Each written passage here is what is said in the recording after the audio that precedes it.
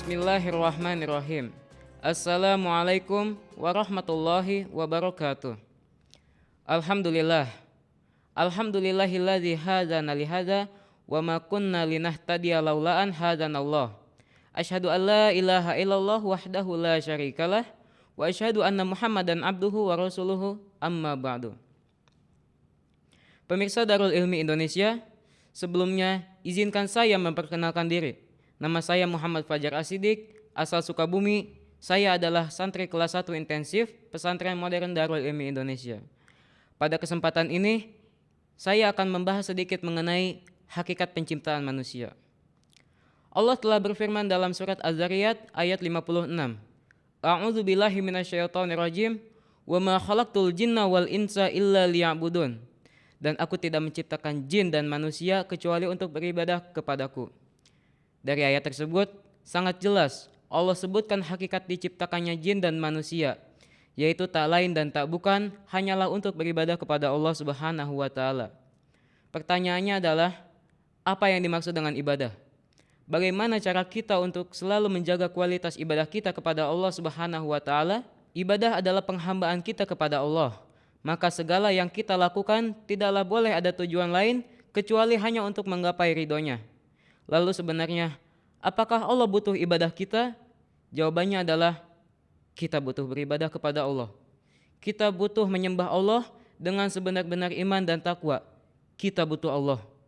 Allah yang maha sempurna akan tetap dengan kesempurnaannya, dengan atau tanpa kita beribadah padanya, namun kita, hambanya, makhluknya, akan amat sangat hina dan tersesat bila kita mengingkari hakikat kita diciptakan.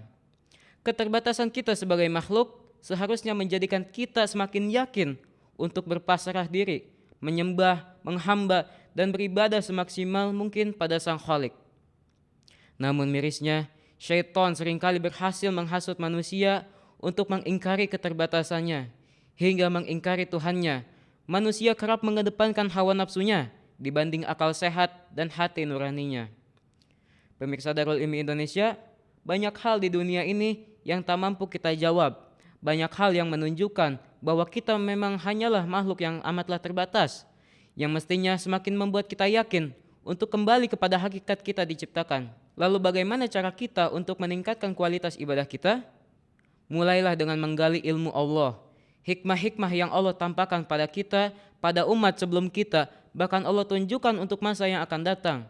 Pelajari Al-Quran dan As-Sunnah dengan sebaik-baik mungkin.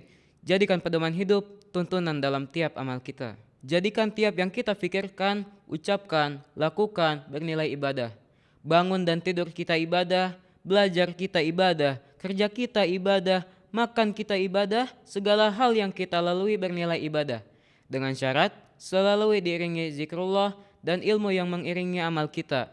Karena sebaik-baik kita dalam beramal adalah dengan ilmu.